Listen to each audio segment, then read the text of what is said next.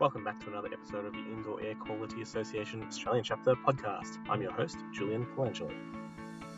Our speaker today is Dr. Melissa Marot.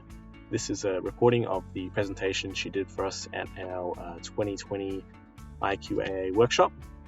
Dr. Marot has a special interest in well-being and performance at work.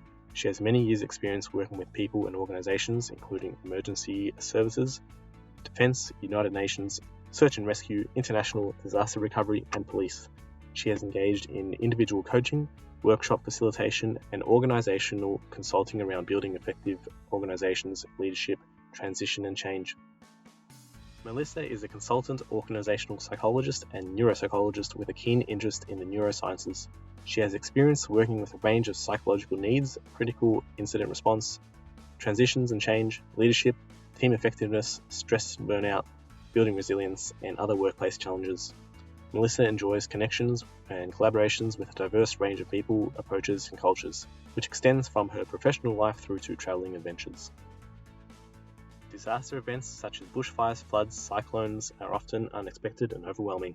When working through disaster events, we often have to manage a 24/7 response, quick deployment, deal with multiple stakeholders, insurance companies, other trades, property owner, as well as their emotional response. This can lead to increasing levels of emotional stress and strain for us and our team. We tell ourselves and others to be more resilient, work through it, be stoic. We think of resilience as bouncing back. However, there are times when we have trouble coping.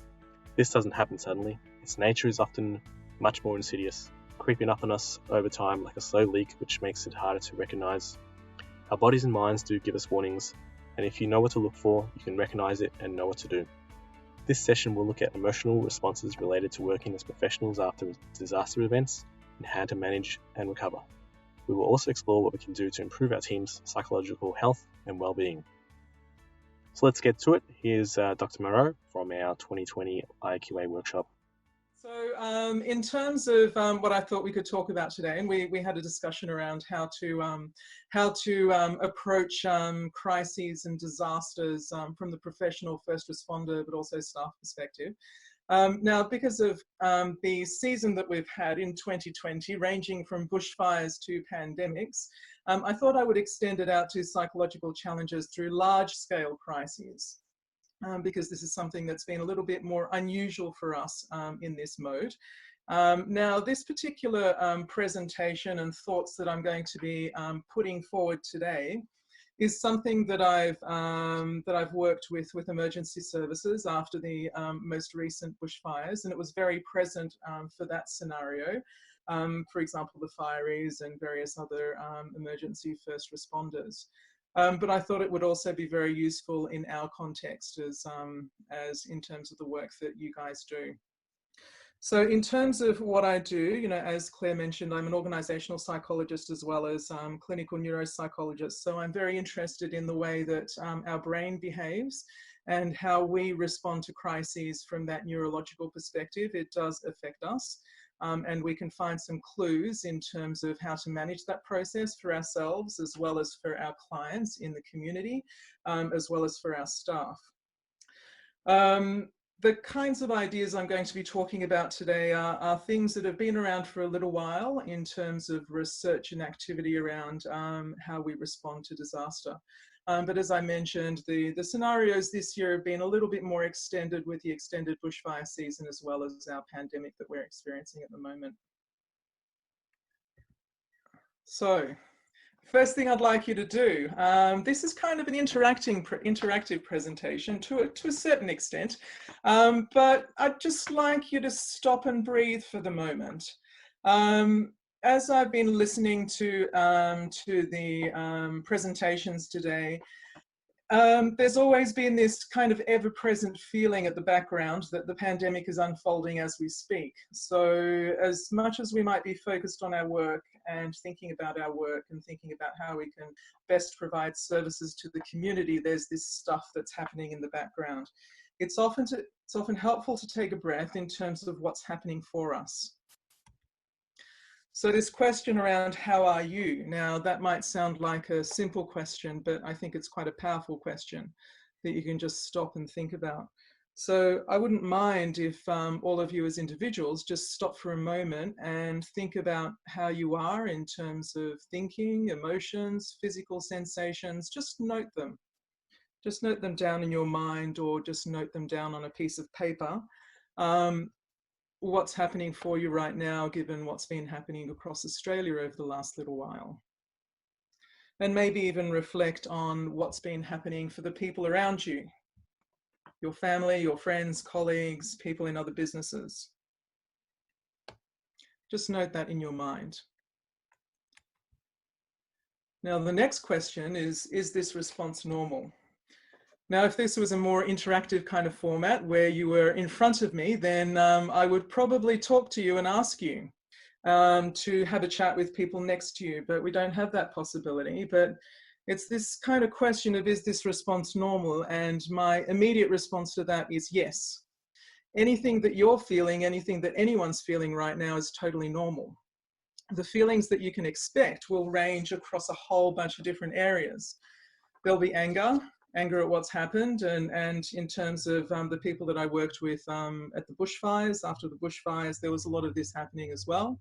Whoever caused it, the injustice, feelings of helplessness, being overwhelmed, unable to be able to change what's happening.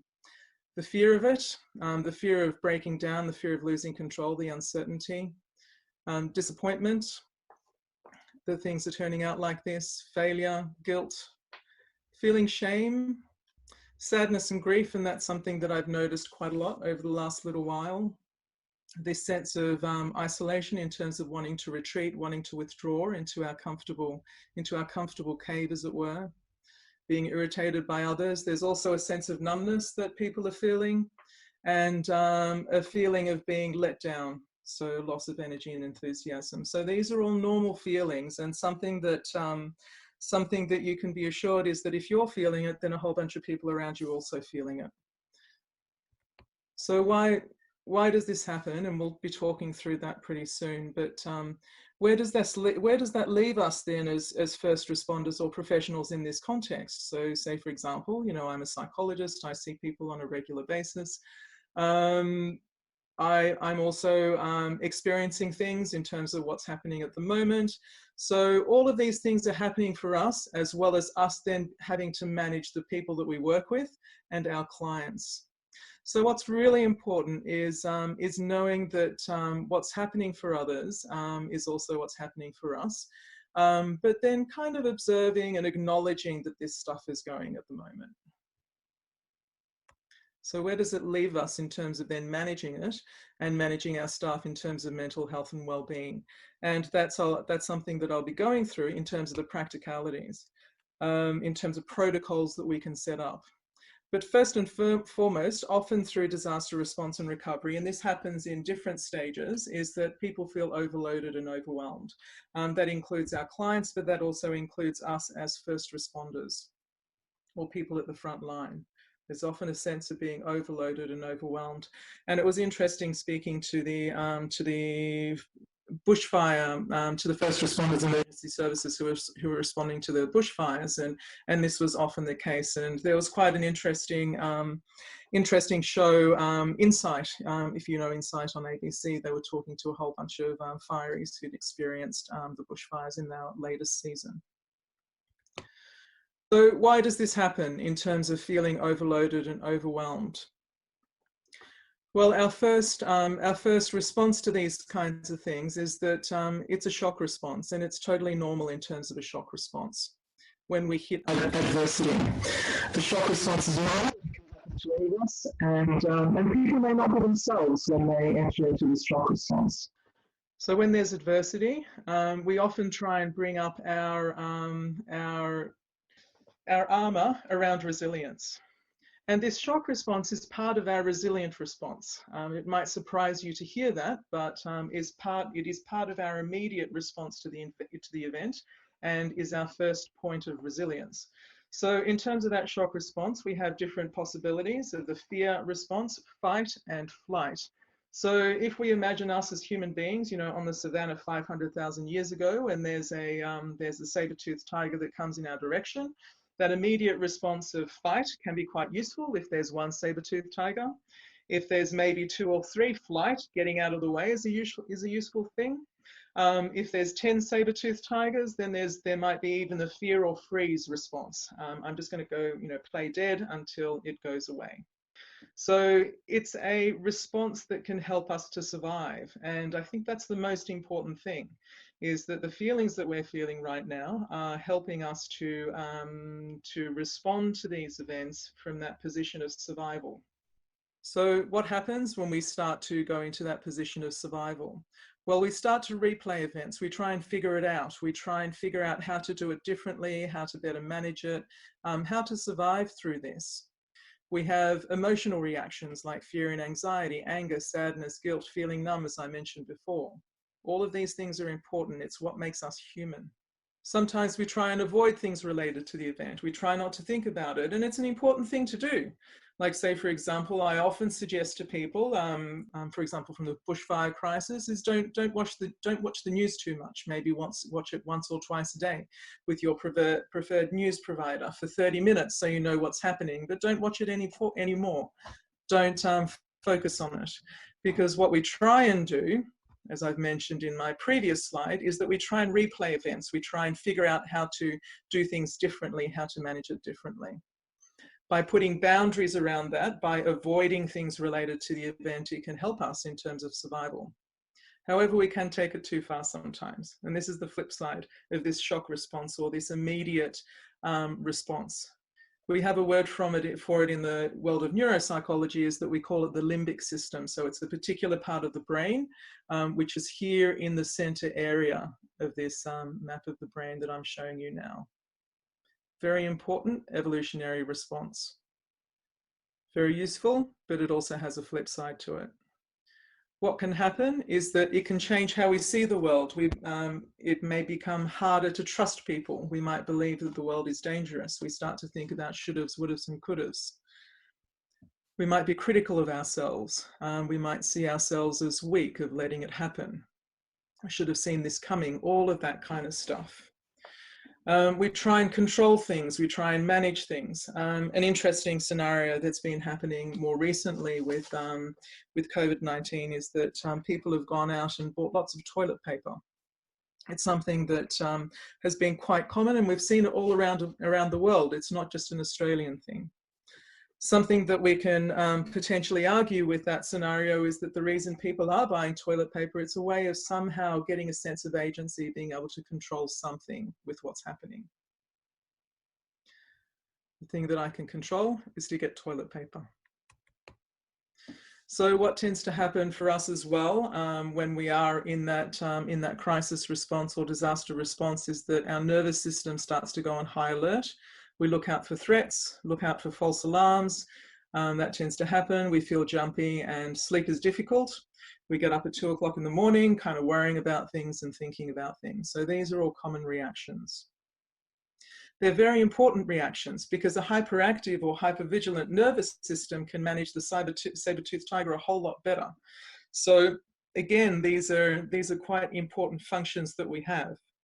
It's just that it starts to become quite difficult to manage over extended amounts of time. And this is where this starts to become challenging when we have a longer or extended time of crisis or disaster.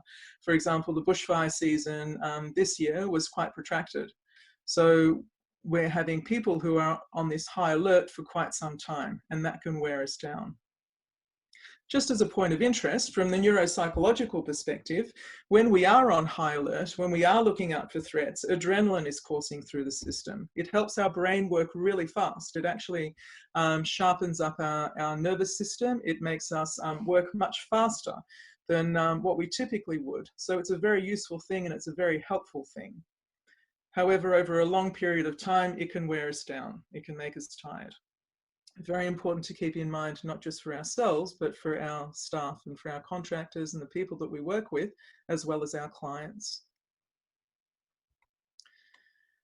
So when we have a hyperactive nervous system, I quite like this particular image. It's tempting to tell people to, would be good to just kind of settle down, calm down, but never in the history of calm down has anyone calmed down by being told to calm down. So we need to focus on these things in different ways, and we need to approach these areas in different ways in terms of what people are feeling and how we can support them effectively. One of those ways, and this is quite a formal way of thinking about it, is called the psychological first aid. So this is the psychological first aid response. Now, what you can see up on your screens is quite a formal process that people who are trained up in psychological first aid might use in disaster management scenarios. So people might use these particular steps when they go out into the community, like say, for example, after the 2009 bushfires, you would have psychological first aiders that would go out into Marysville, say, for example, here in Victoria, or after the most recent bushfires, heading up into New South Wales or Gippsland, where they would step through these processes. So this is a formal thing. However, we can use psychological first aid and we can set it up in our own organisations as well. You don't have to set it up as formally, but the steps are very, very important.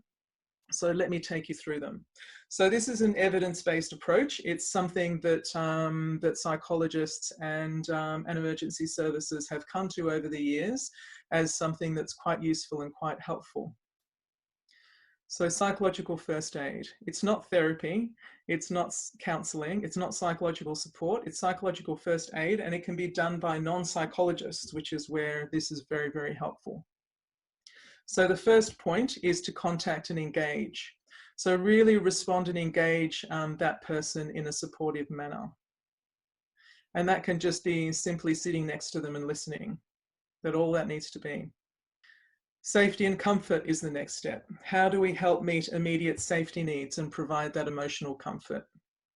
And there are lots of different ways of doing this, and it might be just sitting there and just being there. Now, keeping in mind with this psychological first aid process, I've worked a lot in defence forces and other kinds of organisations where you have, quite a strong kind of stoic approach to things. Is that, I'm tough, I can manage through this. I don't need all this, kind of stuff, this soft stuff around psychological support. However, these psychological first aid steps can bypass that and provide practical assistance. So it's really helpful to keep in mind. You can use this and be as flexible with this depending on the individual's needs and how they approach psychological support. So the next step is stabilization. So start to reduce stress, and it can be simply, here's a glass of water, sit down, take it easy. We don't need to do anything right now. Let's just sit here for a bit. Information gathering is the next one. You start to assess their needs. What do they need in terms of help and support? What's the practical assistance that they might require? Creating an environment where they can begin to problem solve. So with step 5, by providing practical assistance, we're actually starting to allow them to have a sense of agency. So they feel that, so people can start to feel that they can do something about this, that it's not impossible, it's not hopeless, and it's not helpless. And that's a really important step, that people start to feel a sense of agency. What tends to happen with large-scale crisis and disaster, and I'm referring to things like Hurricane Katrina or the latest hurricane season in the US, for example, is that it's so big that people do feel helpless and hopeless with these things.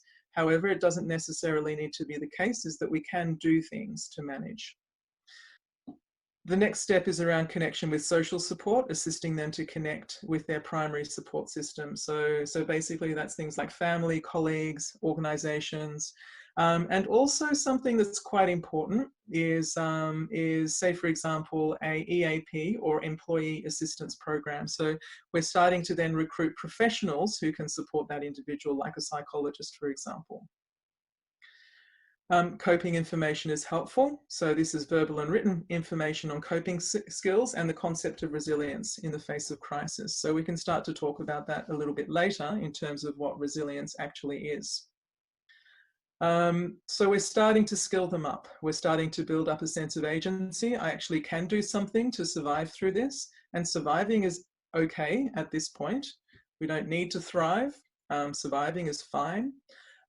Providing some practical skills in terms of coping information, and then starting to link them with collaborative services. So knowing what kind of services are available to them. When we bring that to our own staff, as I mentioned, with EAP services, employee assistance programs, and anything else that might be out there. So it's helpful for organizations to think about what they can do in this area. So something that's really helpful when we start to think about disaster response and crises are the stages of recovery. And we've started to see this process with the bushfire scenario, and to a certain extent with what's happening right now as well. And I thought it might be helpful to take you through this. And I don't know if anyone's seen these kinds of steps before, but we find them quite useful in using it in large-scale kind of disaster events. So the first one is, the first step in terms of stages of a recovery is the heroic step.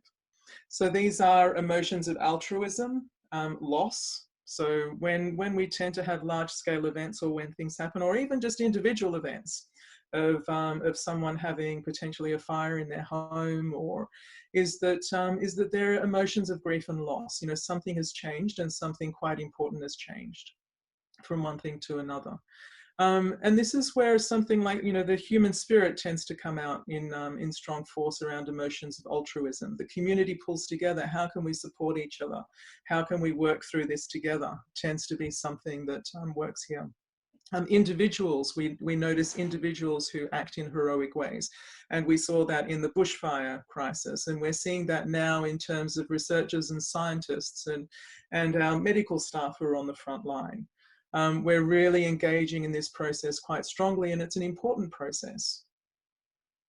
The second step that tends to happen in terms of stages of recovery is the honeymoon process, where there's a strong sense of community about this shared terrible experience and living through it. And then we start to see support from the wider community that starts to come into it. If we start to look at the bushfire season that's just gone by, the third step starts to come in around disillusionment. Long and difficult road of rebuilding starts to set in. The government assistance and insurance's limitations, and I'm sure in your line of work you've seen that happen time and time again. In terms of the bushfire scenario, the media tends to go home after a little while, and the helping agencies also go home. There's an initial strong response by the media and helping agencies in the heroic and honeymoon stage, but in the third stage, people start to go home and focus on other issues. And then the fourth step is reconstruction. So that's the long-term phase of disaster recovery. So what's really important is knowing that depending on that stage of the crisis, is that we need to have different skills and abilities when we are supporting people around us in terms of that psychological first aid. What are the key skills that we can connect into as individuals and professionals? So if we go through that psychological first aid points, these are the important competencies that sit behind it. And this is where we can start to build a sense of agency in terms of how we manage the process. So the first point is around mindful attention and emotion regulation. So what does that mean? So what that means is trying to keep ourselves grounded, trying to help the people around us keep grounded, trying to help our colleagues keep grounded. So emotional regulation, knowing what's happening for us on the inside, but also knowing that that's what's happening for others. How do we moderate that given the current scenario and the circumstances? Super important. And we've all experienced this when we meet a client and we see what's happening for them. And it can trigger off emotions for us. So it's very important for us to manage those emotions. Mindful attention, that just literally means be attentive, concentrate and focus. Second point is this ability to be able to assess threat, risk, immediacy. What do I need to do right now? What's the risk profile here in terms of how I manage this situation, and being able to do it quickly. A very practical, important skill is knowing your role, knowing your team's roles, and knowing those boundaries. So in terms of knowing your role as a psychological first aider, for example, for those people who are in the emergency services and engage in that role, is that they're not psychologists, they're psychological first aiders. So they will follow through that checklist and that process. They know who they can connect into in terms of who their team members are, if there are issues or difficulties, or just to help that individual in terms of collaboration. And that there are very important boundaries. And this is also very important when we're dealing with clients, is that there are boundaries. You know, we're not there as psychologists, for example, even though they're under stress. How do we keep that focus of what we need to do at the time? And we have some earlier presentations today in terms of how you can manage that really clearly. Who's the primary client, for example? The fourth point is communicate. And I've written that 3 times because it's kind of important. Communicate, communicate, communicate. Communicate with your team, communicate with others. Just keep on talking, keep on connecting. Really, really important. Builds up those some very important factors around resilience, which is support and connecting in with community. And we can see that happening nowadays, even though we're unable to meet face-to-face, is that we can communicate through forums like this, which, so we're very lucky to have these platforms in this scenario. And the final step is self-care. So how do we look after ourselves and how do we look after each other? This means different things for different people. So there's no easy recipe for this, but it's really important to figure out what that is for you. Something that's been challenging, quite challenging in the current scenario, is that a lot of people, in terms of engaging in self-care, as I mentioned earlier, is by connecting and being close to others. And we can't do that right now from that physical perspective. It's really, really hard. So a couple of the self-care kind of strategies that we're used to having, we can't use. We can't go down to that yoga studio. We can't go and play sport. And we can't contact the people that we're closest to. So we have to find other ways of supporting ourselves in terms of self-care, as well as the people that we work with. One of the challenges that I've been coming across in working with people at the moment is, because we're all connecting online, a lot of workplaces are connecting online, is that how can they build up that sense of connection and self-care when we're connecting remotely? So that's an interesting question.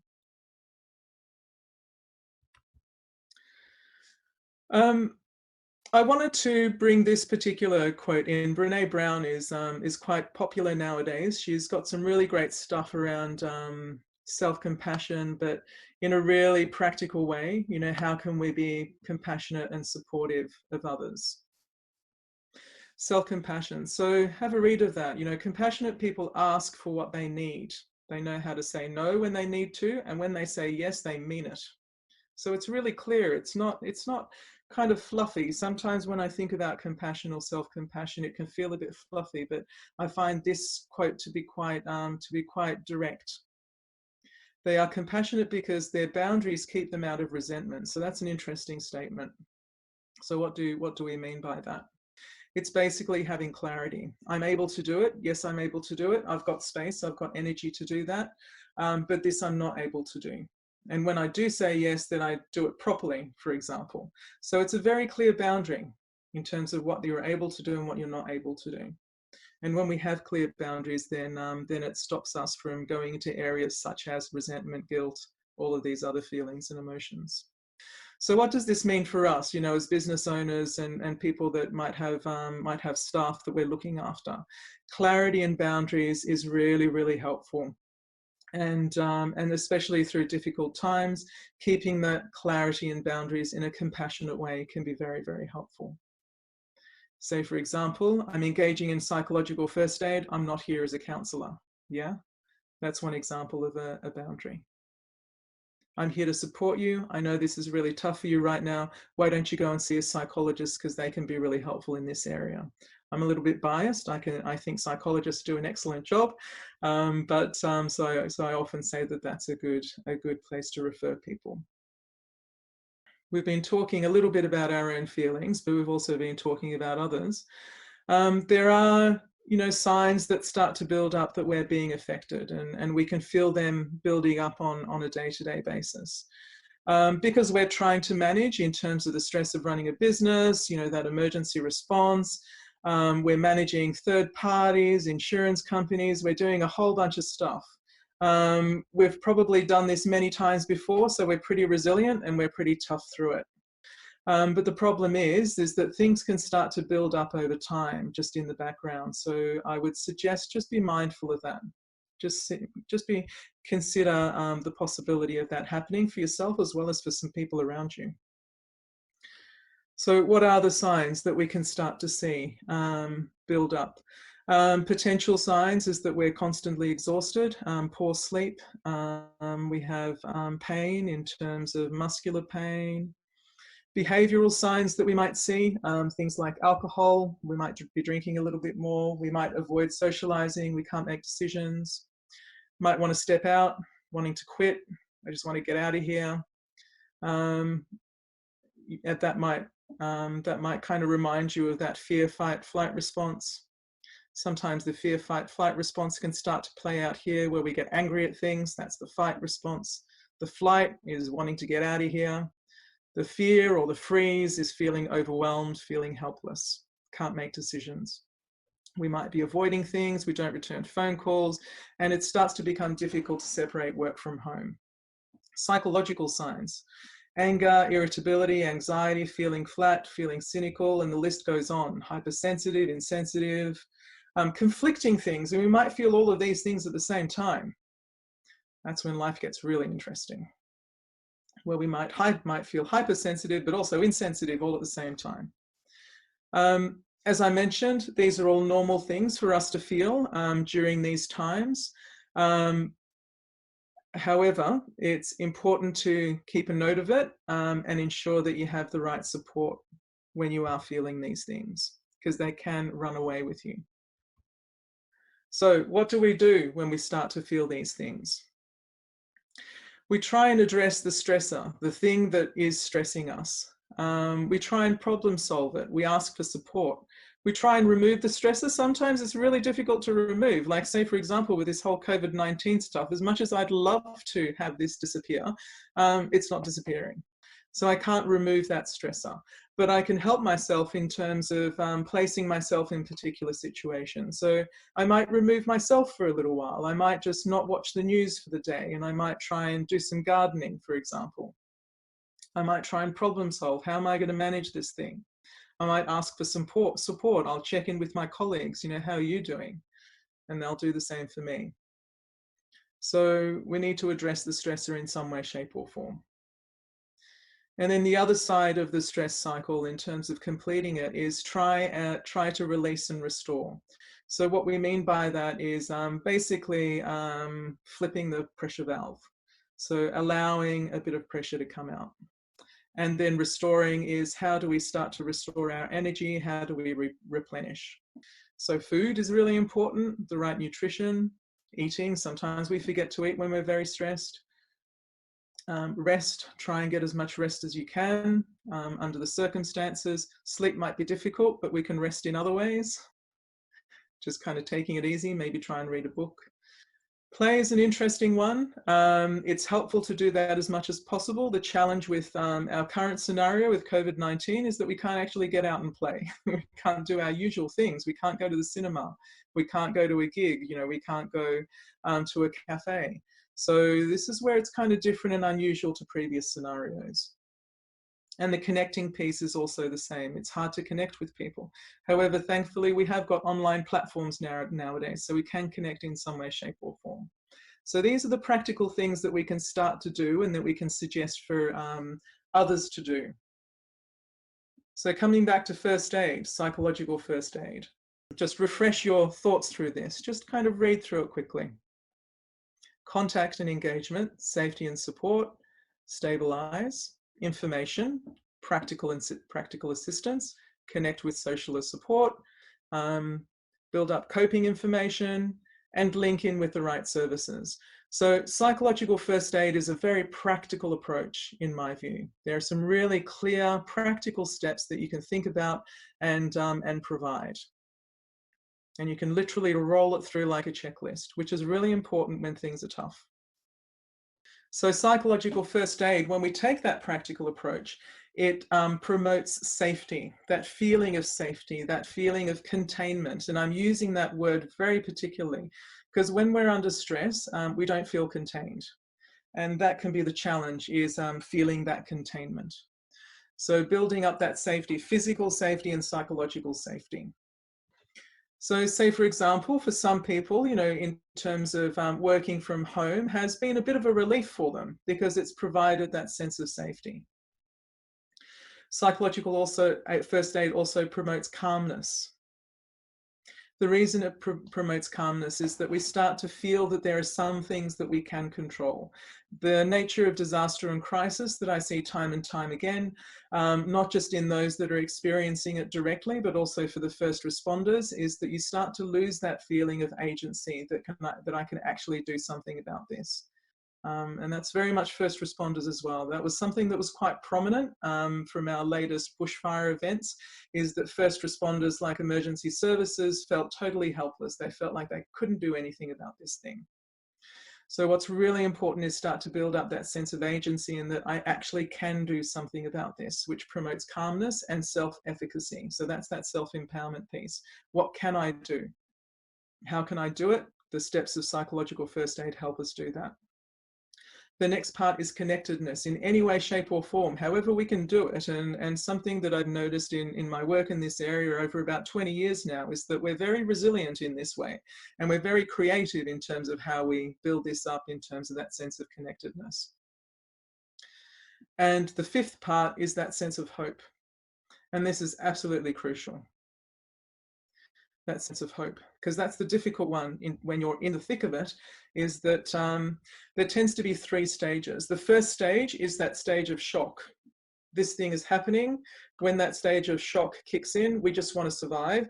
And that's what we do, is that we engage in survival tactics. Second stage, once that feeling of survival starts to wane, then we start to feel a bit flat, and that's when the helplessness starts to kick in. Because we've done that first bit of surviving, now we're kind of starting to feel, well, this is bigger than what I thought it would be. And this is when that sense of hope in this middle bit can wane. And this is what we need to be really careful of with our staff and with our colleagues and with people around us as we're going through those different stages of a crisis.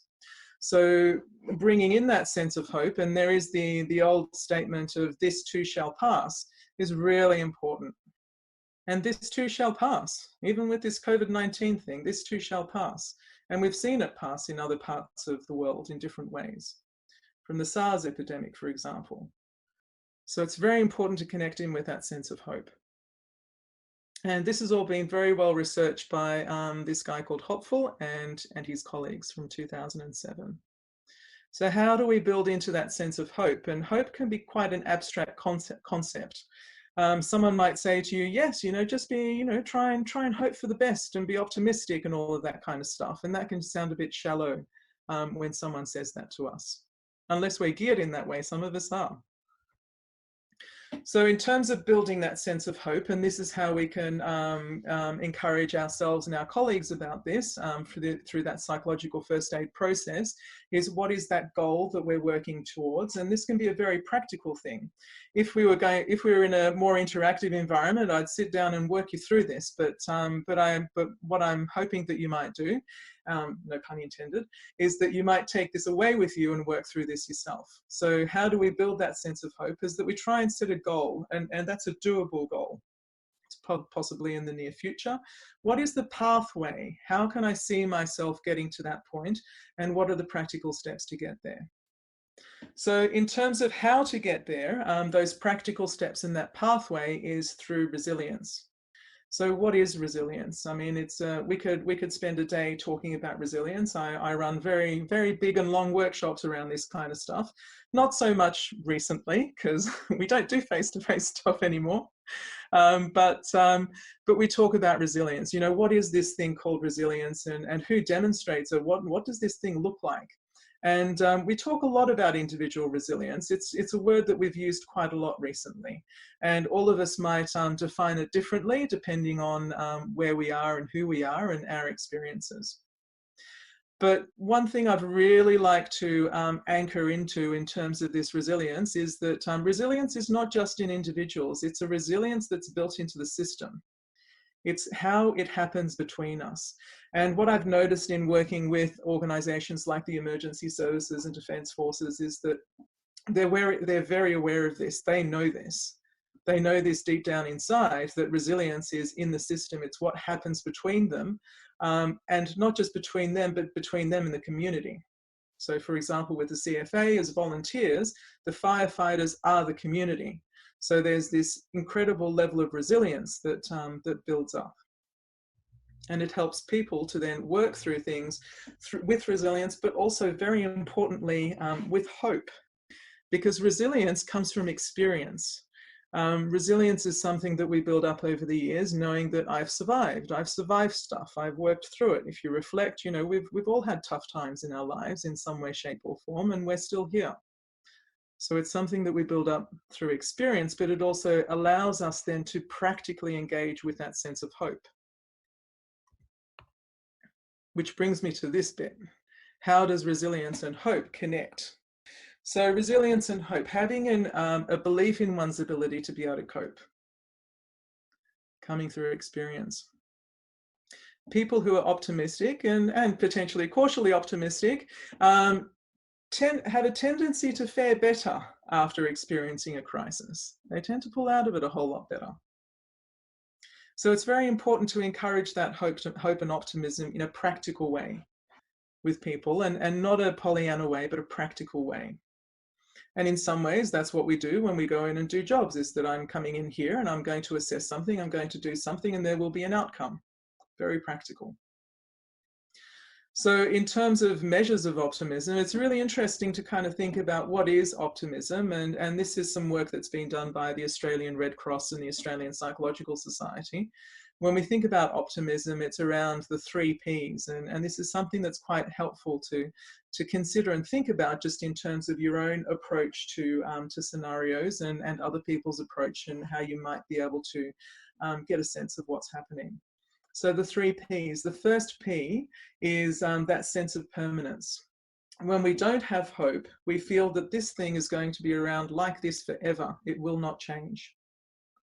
There's a sense of permanence. However, when we are hopeful and even cautiously optimistic, is that we have the view that, well, even this will change. And evidence shows that things do change. Nothing stays the same. Nothing stays the same. Importantly is this sense of pervasiveness, is that with optimism, people are able to get a sense of, well, that thing is happening over there, and I know it's a really big thing, and I know it's affecting us very much, but over here, I can do this thing and I'm okay. I can spend some time doing this, I can kind of hive off for a little bit. It's not pervading all the way through my life in terms of what I'm doing now, but in terms of time frame as well. Very importantly, the third P is around personalization. Are you taking it personally? So people that tend to be optimistic and resilient will say, well, this is something that's just happening. I mean, it's not due to me. It's up to me to see how I can better respond to it and work through it. But it's not personalized. There's a slight bit of distance. There's a gap between us and it. So I've talked you through a whole bunch of concepts and an approach called psychological first aid. But what are the things that you can actually do in supporting people?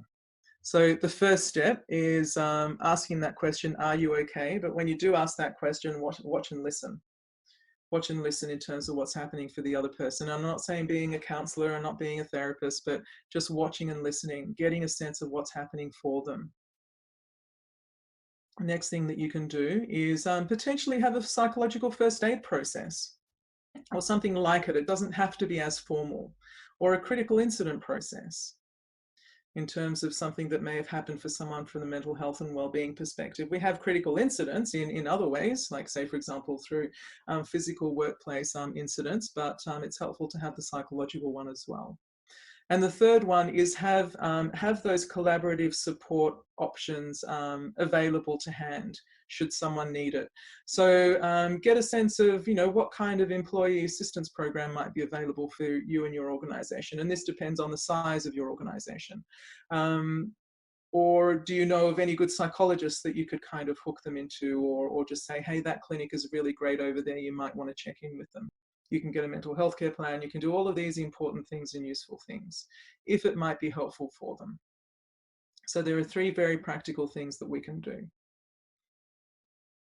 The really difficult thing about crisis and disaster is that it is crisis and disaster.